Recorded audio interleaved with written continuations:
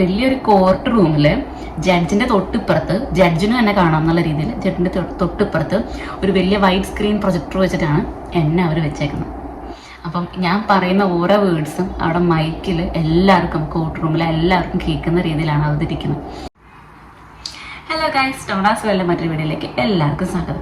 അപ്പം നമ്മൾ ഇൻസ്റ്റാഗ്രാമിൽ ഒരു വീഡിയോ ചെയ്തിട്ടുണ്ടായിരുന്നു. ഞാനിങ്ങനെ ഡ്യൂട്ടിയൊക്കെ കഴിഞ്ഞ് നൈറ്റ് ഇങ്ങനെ നടന്നു വരുമ്പം എനിക്ക് ഓർമ്മ വന്ന ഒരു കണ്ടന്റാണത്.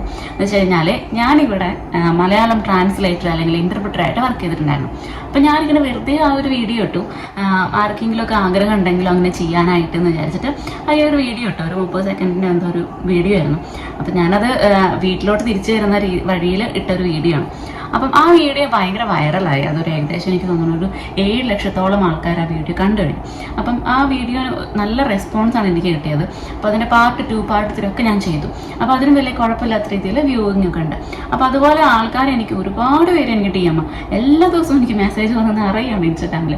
അപ്പം ആ വീഡിയോനെ കുറിച്ച് കൂടുതൽ അറിയണം, ആ വീഡിയോനെ കുറിച്ച് കൂടുതൽ അറിയണം എന്ന് പറഞ്ഞിട്ട്, അല്ലെങ്കിൽ ആ ജോബിൻ്റെ സാധ്യതകൾ എങ്ങനെയാണ് അപ്ലൈ ചെയ്യുക, എന്താണ് നമ്മൾ ചെയ്യുന്നത്, എങ്ങനെയൊക്കെയാണ് അതിൻ്റെ പേയ്മെൻറ്റ്, അപ്പം ഇങ്ങനെയൊക്കെയുള്ള വീഡിയോസ് ഇങ്ങനെയൊക്കെയുള്ള മെസ്സേജ് എനിക്ക് ഒരുപാട് വരുന്നുണ്ട്. അപ്പം അതിനുള്ളൊരു റിപ്ലൈ ആയിട്ടാണ് ഞാനിപ്പോൾ ഒരു ലോങ് വീഡിയോ നമ്മുടെ യൂട്യൂബ് ചാനലിൽ ഇടാൻ പോകുന്നത്. ഓക്കെ, അപ്പം എന്താണ് യഥാർത്ഥത്തിൽ ഈ ജോലി എന്ന് പറഞ്ഞു കഴിഞ്ഞാൽ, മലയാളം ഇൻ്റർപ്രിറ്റർ എന്ന് പറഞ്ഞു കഴിഞ്ഞാൽ എന്താ പറയുക, ഇപ്പം ഓൾറെഡി UK ആൾക്കാരായിരിക്കും. അവരുടെ എന്തെങ്കിലും ഒരു കണ്ടീഷൻ്റെ സമയത്ത് അവർക്ക് ഒരു ലീഗലായിട്ട് സംസാരിക്കണം, അല്ലെങ്കിൽ ഇപ്പം ചിലപ്പം കോർട്ടിൽ അല്ലെങ്കിൽ വക്കീലിനോട് സംസാരിക്കുമ്പം, സോളിസിറ്റേഴ്സിനോട് സംസാരിക്കുമ്പോൾ, അല്ലെങ്കിൽ എന്തെങ്കിലും മെഡിക്കൽ റിലേറ്റഡ് കാര്യങ്ങൾ ഷെയർ ചെയ്യേണ്ടൊക്കെ വരുമ്പം അവർക്ക് ചിലപ്പോൾ ഒരു കോൺഫിഡൻസ് ഉണ്ടാവില്ല. മീൻസ് നമുക്ക് ഇംഗ്ലീഷിൽ സംസാരിക്കാനായിട്ട് അവർ പറയുന്നത് എനിക്ക് മനസ്സിലായില്ലെങ്കിലോ, അല്ലെങ്കിൽ എനിക്ക് ഒട്ടും ഇംഗ്ലീഷ് അറിയില്ല, ഞാൻ എങ്ങനെ സംസാരിക്കും, അങ്ങനെയൊക്കെ. അപ്പം നമുക്കറിയാം ഒരുവിധം പെട്ട UK എത്തുന്ന എല്ലാവർക്കും അല്ലറ ചിലർക്ക് ഇംഗ്ലീഷ് അറിയാവുന്ന ആൾക്കാരായിരിക്കും അല്ലേ. എന്നിരുന്നാലും ചില ക്രിട്ടിക്കൽ കോൺവെർസേഷൻസ് വരുമ്പോൾ അവർക്കൊരു കോൺഫിഡൻസ് ഉണ്ടാവില്ല. അവർക്ക് ഓൾറെഡി മനസ്സിലാവും അവർ പറയുന്നത്, പക്ഷേ ആ സമയത്ത് എനിക്ക് മനസ്സിലായില്ലെങ്കിലോ, ഞാൻ വേറെ എന്തെങ്കിലും ആൻസർ പറഞ്ഞാലോ, അങ്ങനെയുള്ള ടെൻഷൻ ഉണ്ടാകുന്ന ആൾക്കാർ. അതുപോലെ തന്നെ വിസിറ്റിംഗ് വിസയിലൊക്കെ വരുന്ന പാരൻസ്, അല്ലെങ്കിൽ കുറച്ച് ഏജ് ആയിട്ടുള്ള ആൾക്കാർ, അപ്പം അല്ലെങ്കിൽ എന്താ പറയുക, അതുപോലെയൊക്കെ തന്നെ എന്തെങ്കിലുമൊക്കെ നെർവസ് ആവുന്നവർ, അല്ലെങ്കിൽ ചിലപ്പോൾ ആ സമയത്ത് ചിലപ്പോൾ നമ്മൾ സംസാരിക്കുമ്പോൾ നമുക്ക് ആ വേർഡ്സ് കിട്ടിയെന്ന് വരില്ല. അപ്പോൾ ഓക്കെ, അപ്പോൾ അങ്ങനത്തെ കോൺഫിഡൻസ് കുറവുള്ള ആൾക്കാർ, അങ്ങനെയുള്ള മലയാളികൾ UK തിരഞ്ഞെടുക്കുന്ന ഒരു സംവിധാനമാണ്, അല്ലെങ്കിൽ ഒരു സർവീസാണ് ഇൻ്റർപ്രിറ്റർ എന്ന് പറയുന്നത്. അപ്പം അതിൽ നമുക്ക് എന്താ കിട്ടുന്നത് വെച്ചാൽ, മലയാളവും ഇംഗ്ലീഷും അറിയാവുന്ന ഒരാളെ നമുക്ക് നടുവിൽ സംസാരിക്കാനായിട്ട് കിട്ടും. അപ്പോൾ നമുക്കിത് ഫേസ് ടു ഫേസ് കിട്ടും, ഓൺലൈനായിട്ട് കിട്ടും. ഞാൻ ഫുള്ള് ചെയ്തേക്കുന്നത് ഓൺലൈനായിട്ടാണ്.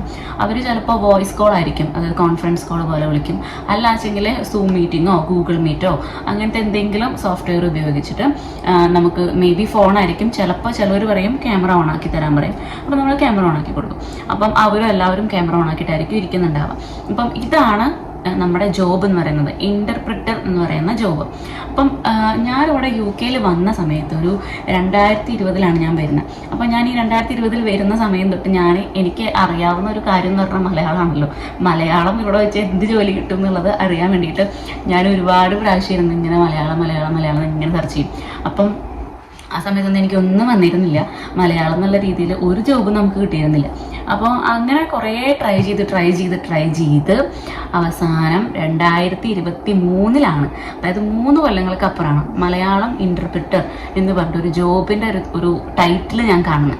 അപ്പം ഫസ്റ്റ് കണ്ട വഴി തന്നെ ഇതെന്താ ജോലി, പെട്ടെന്ന് കണ്ടപ്പം ഇതെന്താ ജോലി, ഇത് ശരിക്കും ഉള്ളതാണോ, അല്ലെങ്കിൽ ഇത് വല്ലതും പറ്റിക്കണതാണോ, അങ്ങനെയൊക്കെ തോന്നി.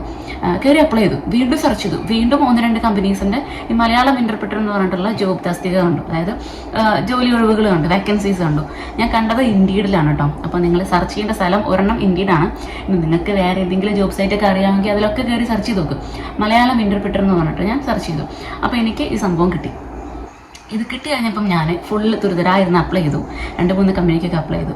അത് കഴിഞ്ഞ് വെയിറ്റ് ചെയ്തു. അപ്പം ഇങ്ങനെ ഹസ്ബൻഡൊക്കെ പറഞ്ഞു ചിലപ്പോൾ അതും അങ്ങനെയൊന്നുമില്ല, ചിലപ്പോൾ വല്ല ടൈപ്പായിരിക്കും, മലയാളം ഇൻ്റർപ്രിറ്റർ എന്ന് പറഞ്ഞിട്ട് ഇപ്പോൾ ഇവിടെയുള്ള എല്ലാവർക്കും ഇംഗ്ലീഷ് അറിയില്ലേ, പിന്നെ എന്തിനപ്പോൾ മലയാളം ഇൻ്റർപ്രിറ്റർ എന്ന് പറഞ്ഞിട്ട് ഒരാളുടെ ആവശ്യം ഒക്കെ തന്നെയാണ്. അപ്പം ഞാൻ ഫ്രണ്ട്സിനോടൊക്കെ ഷെയർ ചെയ്തു. അപ്പം എല്ലാവരും പറയുന്നത് ചിലപ്പോൾ അറിയില്ല, നീ നോക്കി നോക്ക്, എന്താ സംഭവം നമുക്കും അറിയില്ല, ട്രൈ ചെയ്ത് നോക്കുക എന്നുള്ളൂ. അങ്ങനെ ഇരിക്കുക. കുറേ കഴിഞ്ഞപ്പം എനിക്ക് അവരുടെ മെയിൽ വന്നു. നമ്മൾ CVയും കാര്യങ്ങളും എല്ലാം ആപ്ലിക്കേഷൻ പ്രൊസീജിയർ എല്ലാം കഴിഞ്ഞിട്ടാണ് നമ്മളിരിക്കുന്നത്. ഒന്നുമില്ല, അവരുടെ ജോബ് പോർട്ടലിൽ ആപ്ലിക്കേഷൻ ഫയൽ ചെയ്തു. അതുപോലെ CVയും കാര്യങ്ങളും ഒക്കെ അതിനുവേണ്ടി ഒരു CV ഉണ്ടാക്കി ഞാൻ അയച്ചു കൊടുത്തു. അപ്പം നമ്മളാണ് ശരിക്കും ഇതിൽ ഏറ്റവും നല്ല കാൻഡിഡേറ്റ് എന്ന് പറയുന്നത്. കാരണം നമ്മൾ പറയുന്നത് നമ്മൾ നേറ്റീവ് സ്പീക്കറാണ്, മലയാളത്തിൻ്റെ നേറ്റീവ് സ്പീക്കറാണ്. അപ്പം അങ്ങനത്തെ കമ്പനീസ് നമ്മൾ നോക്കി കഴിയുമ്പം അവർക്ക് ഫ്രഞ്ച് ഇൻ്റർപ്രറ്റർ അല്ലെങ്കിൽ പോർച്ചുഗീസ്, സ്പാനിഷ്, ചൈനീസ് എന്നൊക്കെ പറഞ്ഞിട്ട് അവർക്ക് ഒത്തിരി ആൾക്കാർ ആവശ്യമുണ്ട്. അപ്പം ചിലവരെന്നൊക്കെ പറഞ്ഞാൽ ഫ്രഞ്ചൊക്കെ നമ്മൾ ചിലർ സെക്കൻഡ് ലാംഗ്വേജ് ഒക്കെ ആയിട്ട് എടുത്ത് ഇവിടെ പഠിക്കുന്നവരുണ്ടാവും. അപ്പം അവരെക്കാളും ക്വാളിഫൈഡ് ആയിട്ട് വരിക ഒരു ഫ്രഞ്ച് നേറ്റീവ് സ്പീക്കർ, ഇംഗ്ലീഷ് അറിയാവുന്ന ഒരാൾ അപ്ലൈ ചെയ്യുകയാണെങ്കിൽ ആൾ കണക്കിട്ട്. ഓക്കെ, അപ്പോൾ മലയാളം ഇൻ്റർപ്രറ്റർ എന്ന് പറഞ്ഞിട്ട് വന്നപ്പം നമ്മൾ നേറ്റീവ് സ്പീക്കേഴ്സാണ്, അപ്പോൾ നമുക്ക് കിട്ടി. അപ്പോൾ അത് കഴിഞ്ഞ് അവർ സൂം മീറ്റിംഗ് ഒക്കെ വെച്ചു. സൂം മീറ്റിംഗ് വെച്ചപ്പോഴും എനിക്കിങ്ങനെ വലിയ കാര്യമായിട്ടൊന്നും അറിയില്ല. കാരണം ആ ജോബ് ഡിസ്ക്രിപ്ഷനിലൊക്കെ പറയുന്നത് വെച്ച് കഴിഞ്ഞാൽ വലിയ വലിയ കാര്യങ്ങൾ, അതായത് ഈ കോർട്ട് അല്ലെങ്കിൽ സോളിസിറ്റേഴ്സിനോടൊക്കെ സംസാരിക്കുമ്പം അതൊരാളുടെ ലൈഫ് ഡിപ്പെൻഡ് ചെയ്യുന്ന കാര്യങ്ങളാണല്ലോ അല്ലേ. അപ്പോൾ നമ്മൾ എന്തെങ്കിലും ഒരു മിസ്റ്റേക്ക് അതിൽ പറഞ്ഞു കഴിഞ്ഞാൽ അത് ആളുടെ ലൈഫിനെ കാര്യമായിട്ട് ബാധിക്കുന്ന കാര്യം. നമ്മൾ മറ്റേ സിനിമയിലല്ലേ, ദിലീപേട്ടൻ്റെ സിനിമയിൽ ചട്ടി കലാകുമ്പോൾ തട്ടിമുട്ടിയൊക്കെ ഇരിക്കും, ആ സംഭവം തന്നെ. അപ്പം അതൊക്കെ വന്നു കഴിഞ്ഞ് കഴിഞ്ഞാൽ പെട്ടുപോകും. അപ്പം ഞാൻ അതിൽ അപ്ലൈ ചെയ്യാനുള്ളൊരു കോൺഫിഡൻസ് എന്ന് പറഞ്ഞു കഴിഞ്ഞാൽ അതിൽ പറയുന്നുണ്ടായിരുന്നു, അതായത് ഇത്രയും ലീഗലായിട്ടുള്ള കാര്യങ്ങളൊക്കെ നമ്മൾ ചെയ്യുമ്പം അതിനെന്തൊക്കെയോ ട്രെയിനിങ്ങും കാര്യങ്ങളും എല്ലാം കഴിഞ്ഞ്, അല്ലെങ്കിൽ ഇത്ര ലെവൽ വരെ എക്സ്പീരിയൻസ് കഴിഞ്ഞ ആൾക്കാർക്ക് മാത്രമാണ് അങ്ങനത്തെ കേസുകളിൽ അപ്പിയർ ചെയ്യാൻ പറ്റുള്ളൂ എന്ന് പറഞ്ഞിട്ടുണ്ട്. അങ്ങനെയൊക്കെ അതിൽ പറഞ്ഞിട്ടുണ്ടായിരുന്നു.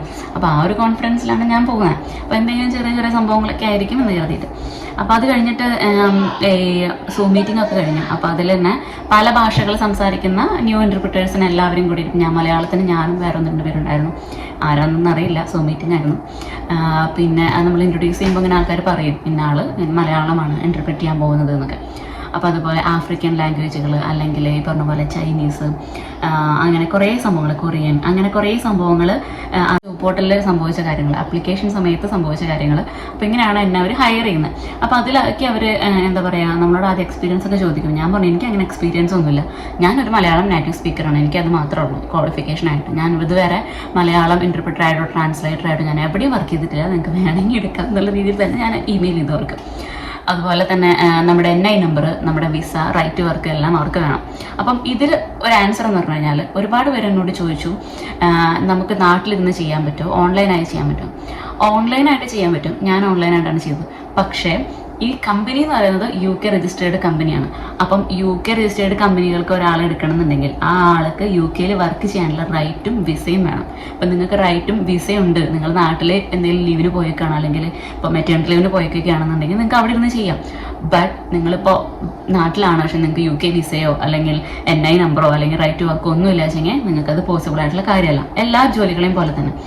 അപ്പം അത് മൈൻഡിൽ വയ്ക്കുക. എനിക്കിത് കുറേ പേര് ചോദിക്കുന്നുണ്ട്, കമൻറ്റിലും DMലും ചോദിക്കുന്നുണ്ട്. അപ്പോൾ അവർക്കുള്ള ആൻസറാണത്. ഓക്കെ, ഇനി അടുത്തത് ഇത് ആ പ്രൊസീജിയർ കഴിഞ്ഞ് കഴിഞ്ഞപ്പം എനിക്ക് ഫസ്റ്റ് അപ്പോയിൻമെൻറ്റ് കിട്ടുന്നത് തന്നെ നമ്മൾ അപ്പോയിൻമെൻറ്റ് കിട്ടി. നമ്മൾ ഒരു 9 മണിക്കൂറിൻ്റെ അപ്പോയിൻമെൻ്റ് ആയിരുന്നു. അപ്പം ഞാൻ റെഡി ആയിട്ടിരുന്നു. പക്ഷേ ഓപ്പൺ ആയി കഴിഞ്ഞപ്പോഴാണ് കണ്ടത് കോർട്ടാണ്.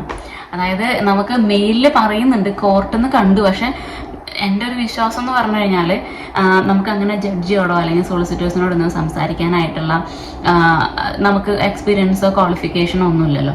അപ്പം അതുകൊണ്ട് എനിക്ക് അങ്ങനെ വരാൻ വഴിയില്ല എന്നാണ് ഞാൻ വിചാരിച്ചിരുന്നത്. പക്ഷേ സൂം മീറ്റിംഗ് ഓൺ ആയി കഴിഞ്ഞപ്പോഴാണ് ഞാൻ മനസ്സിലാക്കിയത് അതൊരു കോർട്ട് റൂം ആയിരുന്നു. എനിക്ക് ആ മെയിൽ വന്നപ്പോൾ ഞാൻ പറഞ്ഞു ഞാൻ എക്സ്പീരിയൻസ്ഡ് അല്ല, ഞാൻ ഇങ്ങനെയുള്ള കാര്യങ്ങളൊന്നും, ഞാൻ ലീഗൽ കാര്യങ്ങളൊന്നും ഞാൻ ട്രെയിൻഡ് അല്ല, അപ്പം എന്നെക്കൊണ്ട് ചെയ്യാൻ പറ്റുമെന്ന് എനിക്കറിയില്ല എന്നൊക്കെ പറഞ്ഞു. പക്ഷെ അവർ പറഞ്ഞു ഇല്ല ഡോണ, അത് സിമ്പിൾ ഒരു സംഭവമാണെന്ന് പറഞ്ഞിട്ടാണ് അവിടെ നിന്ന് എനിക്ക് കൺഫർമേഷൻ വന്നത്. എന്നിട്ട് പക്ഷേ സൂം മീറ്റിങ്ങിൽ വന്നപ്പോൾ ഞാൻ കണ്ടത് കോർട്ട് റൂമാണ്. ജഡ്ജ് ഇപ്പോൾ വരും, ജഡ്ജിനായിട്ട് വെയിറ്റ് ചെയ്യണം. നമ്മുടെ ഒരു മലയാളം പറയാൻ എന്നെ ആവശ്യപ്പെട്ട ഒരു സുഹൃത്ത് അവിടെ ഇരിക്കുന്നുണ്ട്, ഒരാളവിടെ ഇരിക്കുന്നുണ്ട്. കോർട്ട് റൂമിൽ മുഴുവൻ സോളിസിറ്റേഴ്സും ആൾക്കാരും ഒക്കെ ഉണ്ട്. ഫുൾ ക്യാമറയാണ്. എന്നെ അവിടെ വെച്ചേക്കുന്ന വലിയൊരു സ്ക്രീനിൽ എല്ലാവർക്കും കാണാൻ പറ്റുന്ന പാകത്തിനാണ് ഞാൻ അവിടെ ഇരിക്കുന്നത്. അപ്പോൾ ഞാൻ ഭയങ്കരമായിട്ട് ഷോക്കായി. അപ്പം എന്ന് വെച്ചാൽ ഞാൻ തന്നെ ഒന്ന് പതറി. മീൻസ് വലിയൊരു കോർട്ട് റൂമിൽ ജഡ്ജിൻ്റെ തൊട്ടിപ്പുറത്ത്, ജഡ്ജിനും എന്നെ കാണാം എന്നുള്ള രീതിയിൽ ജഡ്ജിൻ്റെ തൊട്ടിപ്പുറത്ത് ഒരു വലിയ വൈറ്റ് സ്ക്രീൻ പ്രൊജക്ടർ വെച്ചിട്ടാണ് എന്നെ അവർ വെച്ചേക്കുന്നത്. അപ്പം ഞാൻ പറയുന്ന ഓരോ വേർഡ്സും അവിടെ മൈക്കിൽ എല്ലാവർക്കും, കോർട്ട് റൂമിൽ എല്ലാവർക്കും കേൾക്കുന്ന രീതിയിലാണ് അവതരിക്കുന്നത്. എല്ലാവർക്കും എന്നെ കാണാം, ഞാൻ പറയുന്നത് കേൾക്കാം. അപ്പം ഫസ്റ്റ് ഞാനൊന്നിങ്ങനെ പതറിപ്പോയി. എന്നിട്ട് എന്നെ ആവശ്യപ്പെട്ടിട്ടിരിക്കുന്ന ആ മലയാളി ചേട്ടനോട് ഞാൻ പറഞ്ഞു, ചേട്ടാ ഇതെൻ്റെ ഫസ്റ്റ് ടൈമാണ്. നിങ്ങൾക്ക് കേൾക്കുമ്പോൾ ടെൻഷൻ ഉണ്ടാവാനായിട്ടുള്ള ചാൻസ് ഉണ്ട്. പക്ഷേ ടെൻഷൻ അടിക്കൊന്നും വേണ്ട, നമുക്കിത് എങ്ങനെയും ഡീൽ ചെയ്യാം. ചേട്ടൻ വിഷമിക്കൊന്നും വേണ്ട. ഇനി ചേട്ടനെ ഞാൻ പറയുന്നത് തൃപ്തികരമല്ല എന്ന് തോന്നുകയാണെങ്കിൽ, അല്ലെങ്കിൽ ആൾ ഓൾറെഡി വർക്ക് ചെയ്യുന്ന ഒരാളാണ്, ചെറിയ എന്തോ ഒരു കേസ് വന്നിട്ട്, ചെറിയ കേസല്ല കുറച്ച് വലിയ കേസായിരുന്നു. അപ്പം അങ്ങനെ ഒരു സംഭവം വന്നിട്ട് ആ ചേട്ടൻ അവിടെ വിറച്ചിട്ടാണ് ഇരിക്കണം. അപ്പോൾ ആ ചേട്ടൻ്റെ ഓൺലി ഹോപ്പ് എന്ന് പറയുന്നത് ഞാനാണ്. അപ്പം ഞാൻ ആ ചേട്ടനോട് പറഞ്ഞു, ചേട്ടന് കൺവീനിയൻ്റ് അല്ല എന്ന് തോന്നുകയാണെങ്കിൽ, അല്ലെങ്കിൽ ചേട്ടനെ എന്നെക്കൊണ്ട് പറ്റുന്നില്ല എന്ന് തോന്നുകയാണെങ്കിൽ അപ്പം തന്നെ പറയാം. ചേട്ടൻ കോൺഫിഡൻ്റ് അല്ല എന്നുണ്ടെങ്കിൽ ചേട്ടൻ ഇപ്പോൾ വേണമെങ്കിൽ പറയാം. കാരണം എനിക്ക് റിസ്ക് എടുക്കാൻ പറ്റില്ല. റിസ്ക് എടുക്കാൻ മീൻസ് ഞാൻ എൻ്റെ മാക്സിമം ഹെൽപ്പ് ചെയ്യാൻ ശ്രമിക്കും. ഞാൻ ചേട്ടനെ ടെൻഷനാക്കൊന്നും അല്ല ചെയ്യണം. ചേട്ടൻ കാമായിട്ടിരിക്കെ നമുക്കിത് ഡീൽ ചെയ്യാം. പക്ഷേ ഏതെങ്കിലും ഒരു പോയിന്റിൽ ചേട്ടന് പറ്റണില്ല, മീൻസ് എന്നെക്കൊണ്ട് നടക്കണില്ല എന്ന് ചേട്ടന് തോന്നുകയാണെങ്കിൽ ചേട്ടൻ അപ്പം തന്നെ പറയാം, എനിക്ക് ഇൻ്റർപ്രറ്റർ വേണ്ട, വേറെ ആളെ വേണം എന്ന് ചേട്ടൻ പറഞ്ഞു. എനിക്ക് ചേട്ടൻ്റെ ലൈഫിൽ എനിക്ക് റിസ്ക് എടുക്കാൻ പറ്റില്ല. പക്ഷെ ധൈര്യമായിട്ട് നമുക്ക് ആളുടെ കോൺഫിഡൻസ് കളയാൻ പറ്റില്ലല്ലോ. അപ്പോൾ അതുകൊണ്ട് ഞാൻ പറഞ്ഞു ഓക്കെ, ചേട്ടൻ അങ്ങനെ ഒരു പോയിന്റിൽ തോന്നുകയാണെങ്കിൽ ചേട്ടൻ പറഞ്ഞു, പക്ഷേ നമുക്കിത് കൂളായിട്ട് ഡീൽ ചെയ്യാം എന്ന്. പക്ഷേ എൻ്റെ ഉള്ളിൽ കിടന്ന് വിറക്കായിരുന്നു. ഓക്കെ, ഞാനിതിൻ്റെ സീരിയസ്നെസ് നിങ്ങൾക്ക് പറഞ്ഞുതരാണ്. എല്ലാവർക്കും അപ്ലൈ ചെയ്യാൻ പറ്റുന്ന ഒരു ജോബാണോ എന്നുള്ളത് ആലോചിച്ചിട്ട് നിങ്ങൾ തീരുമാനിക്കാം. ഓക്കെ, അപ്പം ജഡ്ജ് വന്നു, എല്ലാവരും എഴുന്നേറ്റ് വന്നു. പിന്നെ ജഡ്ജ് ഹൈ പോയി എല്ലാം പറഞ്ഞു. അത് കഴിഞ്ഞിട്ട് സോളിസിറ്റേഴ്സ് ഇയാളോട് ഈ ചേട്ടനോട് ക്വസ്റ്റ്യൻസും കാര്യങ്ങളൊക്കെ ചോദിക്കണം. അത് ഞാൻ തർജ്ജമ ചെയ്യായിരുന്നിട്ട്, അതുപോലെ ചേട്ടൻ പറയുന്ന ആൻസേഴ്സ് ഞാൻ അങ്ങോട്ട് തർജ്ജമ ചെയ്യാം. അങ്ങനെയൊക്കെയാണ് ചെയ്യുന്നത്. ബട്ട് ദൈവാധീനം കൊണ്ട് ആ കേസ് ആ ചേട്ടൻ ജയിച്ചു. ആ ഒരു ഒറ്റ സെക്ഷനിൽ തന്നെ, അതായത് അതൊരു 9 മണിക്കൂറിൻ്റെ സെക്ഷൻ ആവുമെന്നാണ് പറഞ്ഞിട്ടുണ്ടായിരുന്നത്. പക്ഷേ 1 മണിക്കൂറിൻ്റെ സെക്ഷൻ കൊണ്ട് ആ കേസ് ആ ചേട്ടനെ പോകാനായിട്ട് പറ്റി. അപ്പം നല്ല രീതിയിൽ എനിക്കും ആ ചേട്ടനെ ഹെൽപ്പ് ചെയ്യാൻ പറ്റി. ചില സമയത്ത് ചേട്ടന് കൺഫ്യൂഷൻസ് ഉണ്ടാവും. നമ്മളെ ലീഗിൽ അങ്ങനെ പാടില്ല, പക്ഷെ ചില സമയത്ത് ചേട്ടന് കൺഫ്യൂഷൻ പതറി, നമ്മൾ ഇത്രയും പേടിച്ചിരിക്കല്ലോ. അപ്പം അങ്ങനെ പതറി വരുന്ന സമയത്ത് എന്നെക്കൊണ്ട് പറ്റുന്ന രീതിയിൽ ഞാൻ ഹെൽപ്പ് ചെയ്തിട്ടുണ്ട്. പക്ഷേ ആ ഒരൊറ്റ മണിക്കൂറുകൊണ്ട് ആ ചേട്ടൻ ആ കേസിൽ നിന്ന് പോവാണ്. ഓക്കെ, അപ്പം അത് എനിക്കവിടെ ഡിസ്ക്ലോസ് ചെയ്യാൻ പറ്റില്ല എന്ത് കേസാണെന്നുള്ളത്. പക്ഷെ അത് അത്രയും മേജർ ഒരു കേസായിരുന്നു. ഓക്കെ, അപ്പം ആ ചേട്ടൻ നിരപരാധിയായിരുന്നു, അത് നമുക്ക് മനസ്സിലായി. പക്ഷേ കുറച്ചൊക്കെ തെളിവുകളും പിന്നെ സാഹചര്യം അങ്ങനെയൊക്കെ ആയതുകൊണ്ട് ആ ചേട്ടനെ അവിടെ പിടിച്ചിരുത്തിയതാണ് അവർ. അപ്പം ആ ഒരൊറ്റ മണിക്കൂറുകൊണ്ട് ആ ചേട്ടൻ രക്ഷപ്പെടും. അപ്പോൾ ആ ചേട്ടൻ കരഞ്ഞിട്ടാണ്, അതായത് ജഡ്ജ് പറയാണ് എന്നാൾ നിരപരാധിയായിട്ട് കോടതിക്ക് തെളിഞ്ഞു എന്ന് പറഞ്ഞിട്ട് ആളെ പറഞ്ഞു വിടുമ്പം ആ ചേട്ടൻ നിന്ന് വിതുമ്പി കരയാണ്. താങ്ക് യു എന്ന് പറഞ്ഞിട്ട് എന്നോട്. പക്ഷെ ഞാനല്ലാതും ചെയ്തത് മീൻസ്, പക്ഷെ എനിക്ക് ഹെൽപ്പ് ചെയ്യാൻ പറ്റി. ഞാൻ ഭയങ്കര ഹാപ്പി ആയിരുന്നു അങ്ങനെ ഒരു സംഭവം നടന്നപ്പം. അപ്പം അതാണ് എൻ്റെ ഫസ്റ്റ് സെക്ഷൻ. ഞാൻ നിന്ന് വിറക്കിയായിരുന്നു. അപ്പം പിന്നീട് എനിക്ക് കിട്ടിയിരിക്കണതൊക്കെ ഇതുപോലെ എന്തെങ്കിലും കേസ്, അല്ലെങ്കിൽ ഇത്രയും സീരിയസ് ആയിട്ടൊരു സിറ്റുവേഷൻ എനിക്ക് ഇതിന് മുന്നേ വന്നിട്ടില്ല. പക്ഷെ എനിക്ക് വന്നേക്കുന്നത് എന്ന് പറഞ്ഞു കഴിഞ്ഞാൽ ഇതുപോലെ സോളിസിറ്റേഴ്സിനോട് സംസാരിക്കുന്നത്, ഡോക്ടേഴ്സിനോട് സംസാരിക്കുന്നത്, അങ്ങനത്തെയുള്ള കേസുകളൊക്കെയാണ് വന്നത്. അപ്പം ഇതാണ് ഇന്റർപ്രിറ്റർ ജോബ് എന്ന് പറയുന്നത്. ഓക്കെ, ചില്ലറക്കളിയല്ല, കുട്ടിക്കളിയല്ല, സീരിയസ് ആയിട്ട് എടുക്കേണ്ട ഒരു സംഭവമാണ്. ഓക്കെ, ഇനി രണ്ടാമതെന്ന് പറഞ്ഞു കഴിഞ്ഞാൽ ചിലപ്പം അടുത്തൊരു ഒരു എന്താ പറയുക പൊസിഷൻ എന്ന് പറയുന്നത് ട്രാൻസ്ലേറ്റർ ആണ്. അപ്പം നമ്മളോട് സംസാരിച്ച ആൾക്കാരുടെ സ്റ്റേറ്റ്മെന്റും കാര്യങ്ങളൊക്കെ വേറെ ആളോട് ഇരുന്ന് ടൈപ്പ് ചെയ്യുന്നുണ്ടാവും. അപ്പോൾ അവർ ഇംഗ്ലീഷിൽ ടൈപ്പ് ചെയ്ത സാധനം നമ്മൾ ഇവർക്ക് മലയാളത്തിലോട്ട് ആക്കി കൊടുക്കണം. അതുപോലെ ഇവർ മലയാളത്തിൽ എന്തെങ്കിലും അവർക്ക് പറയാനുണ്ടെങ്കിൽ അവരത് എഴുതി തരും. അത് നമ്മൾ സെയിം അലൈൻമെന്റിൽ ഇവർക്ക് ഇംഗ്ലീഷിലാക്കി ടൈപ്പ് ചെയ്ത് കൊടുക്കണം. അപ്പോൾ അതാണ് ട്രാൻസ്ലേറ്റർ ജോബ്. ഇനി ഇതിൻ്റെ പേയ്മെൻ്റ് എന്ന് പറയുകയാണെങ്കിൽ ഇൻ്റർപ്രിറ്റർക്ക് ഈ പറഞ്ഞ പോലെ മണിക്കൂറിനാണ് പേയ്മെൻറ്റ് കിട്ടുക. ഇനി നമ്മൾ ഫേസ് ടു ഫേസ് പോയിട്ടാണ് അവരെ കാണണമെന്നുണ്ടെങ്കിൽ അതിന് നമുക്ക് മൈലേജും അതൊക്കെ നമുക്ക് കിട്ടും. ഇനി ട്രാൻസ്ലേറ്റർ ജോബാണെന്നുണ്ടെങ്കിൽ ബൈ വേർഡാണ് നമുക്ക് പേയ്മെൻറ്റ് കിട്ടുക. അപ്പം അതെല്ലാം നിങ്ങൾ സൈറ്റിൽ ചെക്ക് ചെയ്യുമ്പോൾ നിങ്ങൾക്ക് കാണാൻ പറ്റും എന്താണ് സംഭവം എന്നത്. ഓക്കെ, വീഡിയോ ലോങ് ആയി പോകുന്നുണ്ട്. എനിക്കിതിന് മുമ്പ് എന്തൊക്കെ ഇതിൽ പറയാൻ പറ്റുന്ന അറിയില്ല. ഞാൻ ആ ഒരു സിനാരിയോ പറഞ്ഞതെന്ന് വെച്ച് കഴിഞ്ഞാൽ നിങ്ങൾക്ക് അതിൻ്റെ ഒരു എന്താ പറയുക സീരിയസ്നെസ് മനസ്സിലാൻ വേണ്ടിയിട്ടാണ് ഞാൻ കാര്യങ്ങൾ പറഞ്ഞത്. ഇതുപോലെ പിന്നെയും എക്സ്പീരിയൻസുകൾ ഉണ്ടായിട്ടുണ്ട്. അതൊന്നും ഞാനിവിടെ ഷെയർ ചെയ്യുന്നില്ല, വീഡിയോ ലോങ് ആയി പോകും. ഇപ്പോൾ തന്നെ അത്യാവശ്യം മിനിറ്റ് ആയിട്ടുണ്ട്. ഓക്കെ, അപ്പോൾ ഇതാണ് ഇൻ്റർപ്രിറ്റർ ജോബ്. എങ്ങനെയാണ് കണ്ടുപിടിക്കുക എന്ന് പറഞ്ഞ് ഞാൻ പറഞ്ഞു, ഇൻഡീഡിലാണ് കണ്ടുപിടിക്കേണ്ടത്. അതുപോലെ നമ്മുടെ എക്സ്പീരിയൻസ് എന്ന് പറഞ്ഞാൽ നമ്മൾ നേറ്റീവ് സ്പീക്കറാണ്, അത് തന്നെയാണ് നമ്മുടെ എക്സ്പീരിയൻസ് എന്ന് പറയുന്നത്. പിന്നെ ഇതിൽ വരുന്നത് എന്താണ്, പേയ്മെൻറ്റ് ഞാൻ പറഞ്ഞു, എന്തൊക്കെ ആവശ്യങ്ങളാണ് വരിക എന്ന് പറഞ്ഞു, ട്രാൻസ്ലേറ്റർ ജോബ് പറഞ്ഞു. ഇനി അത് ഞാൻ പറയാനുള്ളത് ഓക്കെ, ഞാൻ വർക്ക് ചെയ്തത് ലിംഗ്വിസ്റ്റിക് സർവീസ് എന്ന് പറഞ്ഞിട്ടുള്ള ഒരു കമ്പനിക്ക് വേണ്ടിയിട്ടാണ്. അപ്പം നിങ്ങൾ സെർച്ച് ചെയ്യുമ്പം ഇതുപോലെ എന്താ പറയുക, ഗ്ലോബൽ ലിംഗ്വിസ്റ്റിക് സർവീസ് എന്നാണ് ഞാൻ ചെയ്ത കമ്പനിയുടെ പേര്. അപ്പോൾ ഇതുപോലെ നിങ്ങൾക്ക് വല്ലതും വരികയാണ്, നിങ്ങൾ കോൺഫിഡൻ്റ് ആണെന്നുണ്ടെങ്കിൽ നിങ്ങൾക്ക് അപ്ലൈ ചെയ്യാം. ഇനി എന്തെങ്കിലും ഡൗട്ട്സ് നിങ്ങൾക്ക് ഉണ്ടെന്നുണ്ടെങ്കിൽ നിങ്ങൾ കമൻറ്റ് ബോക്സിൽ വരിക, അപ്പോൾ ഞാൻ പറഞ്ഞുതരാം. ഓക്കെ, അടുത്തൊരു വീഡിയോ ആയിട്ട് ഡോണോസ്വൽ പിന്നെ വീണ്ടും വരുന്നതായിരിക്കും. അതുപോലെ തന്നെ നമ്മൾ ചൈനയിൽ പോയൊരു ട്രിപ്പിൻ്റെ വീഡിയോ ഇട്ടുണ്ടായിരുന്നു. ആർക്കെങ്കിലും പോയി കാണണം ആഗ്രഹം ഉണ്ടെങ്കിൽ കാണാം. ചൈനയെ കുറിച്ച് നമുക്കുണ്ടായിരുന്ന കുറേ മിഥ്യാധാരണകൾ തകിട്ട് മറിക്കുന്നൊരു വീഡിയോ ആണ്. അപ്പോൾ അതുകൊണ്ട് കാണാൻ ആഗ്രഹമുള്ളവർക്ക് പോയി കാണാം. ചെറുതാൻ